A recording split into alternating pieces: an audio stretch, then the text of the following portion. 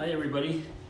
So this is our second video that we're doing on instruction, and because some of you guys had questions about our Vincent van Gogh Starry Starry Night, the drawing, and wanted to move on with the next one, I just thought I'd give you a little tutorial video of what you could do for the still life, and then I'll present, for example, my drawing so that you could see how I kind of was able to do it. Now for the still life, what you should at this point know is understand texture. And of course lines, and there are different types of lines that you could use on your work.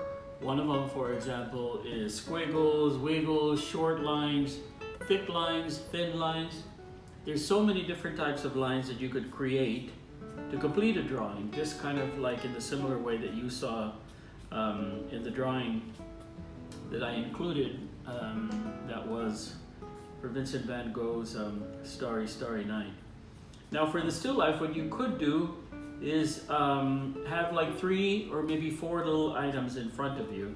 And again, because I didn't bring any paper, I'm using just regular printing paper. It could be line paper, almost whatever you have.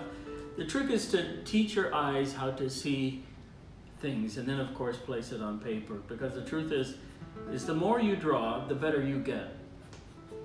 A lot of my students, or a lot of the students, think that they can learn simply by like taking one class, and the truth is if you don't practice it, you really don't get to like understand how to use your eyes in order to be able to draw something.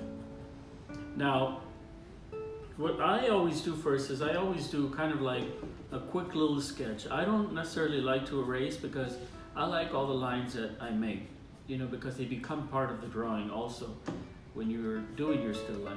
So some of the lines may be wrong, and if they're wrong, well, I just kind of use it and maybe create a different type of textured line over it. A still life is kind of like our sunflowers that we did. It's just basically something that you're looking at and drawing, right? It's still, it isn't moving. It's kind of like a photograph, but of course, rather than seeing it in a 2-dimensional way, flat, we have a 3-dimensional image of it. Now, sometimes it may be too much. I had this little thing over here, but then I thought, you know what? Sometimes the drawing is a little bit better when it's a little simplified. So that's why I think 3 little things might be just about enough things for you to create a nice little story on paper. Now, what's the story here? Well, it depends what you have that you want to draw.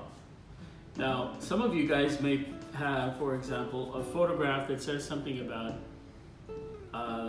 someone in your life. You know, a family member, a friend, a neighbor, whatever it is. And then it'll be part of the story. I have, for example, here, these little dolls that are called Kachina dolls that say something about, you know, the story or the history of the gods and goddesses of India. No, I'm sorry, not India, that are Indian, Native American. You know, when I make these videos, I'm not going to edit too much. I'm just going to kind of go with it and then just kind of present them to you. Now, if you see what I'm doing, and I know that it's a little tricky, is I'm using diagonal lines, vertical lines, horizontal lines. I can use dots. There are many different types of textured lines or lines that you can use, but what you do have to be able to create is, of course, create value. And value is when you can make something look like it's 3-dimensional. Now, the more lines you use, of course, the more it'll kind of stand out. Now, I'm just sticking to one part of it. If you wanted to, you could do the whole thing. Now, because I have more space over here, I'm going to look at this line on this table and then just kind of create it on here. Because what it'll do is it will allow me, for example, the horizon line to kind of come through. And then when you're able to do that, it kind of starts looking like photorealistic in a way. Now this is a little bit too complicated. I'm gonna take it out. I'm not gonna include it in my drawing. You can do that as an artist, you know. You can decide what you want and what you don't want. The thing here to do is, of course, practice all the many different lines that you see. Practice really is the best way of learning how to draw. I remember when I was going to art school, there was a lot of students, man, they just were very good at drawing. Some people just are, they're natural at it. And of course I like drawing, I mean I like sculpture, but drawing wasn't necessarily, for example, the one thing that I like doing. I like to paint. But of course you have to learn how to draw also. I mean you have to learn how to draw first, right? So there are steps that you have to take in order to learn, for example, the process. Now, I'm not necessarily a photorealistic artist. I mean, I don't necessarily make things look the way that they're supposed to, but that's okay. And it's only okay, for example, after you've practiced art so much. What I wanted to do is I wanted to develop a style. And of course, when I did my graduate work, that's exactly what I did. I presented a whole body of work that was in my style. And it's at that point that they can't necessarily kind of criticize you on your technique because it's yours, you know? It's your own style. I get a lot of students that say, hey mister, I'm finished with my drawing. What do I do next? I always say, go back into it. Start over again. And by the way, using the Sharpie pencil is a little harsh.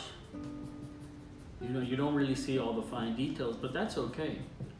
The reason why I decided to use it is so that you could see from the phone how they could appear.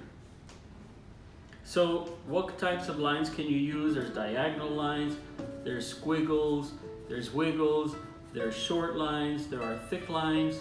So there's so many different types of lines that you can create. The more lines you make, the more interesting your piece can be. The trick is to not give up. And of course, like I said, you can use almost any materials that you have at home. They don't have to be pencil, pen, or Sharpie for that matter. Now, I can see that the image is coming together. And like I said, the more I work, the better it gets, hopefully. And if it doesn't, I'd start it all over again. You guys have a lot of time to work at home, the same way that I have a lot of time these days.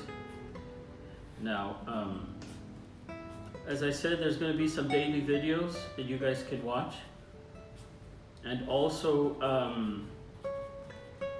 tomorrow what I'll do is I'll show you how my Starry Starry Night drawing turned out. You don't have to rush it, necessarily, but this project was supposed to be for next week. But because some of you guys are already started it, I'm going to go ahead and present how I would do it. So remember, it's 2 or 3 items in front of you. I'm drawing them to scale because they just happen to be some small figures, but for example, if you wanted to draw a basket of fruits, you could. And then just have fun with it. And slowly, you will see how they can come alive, okay?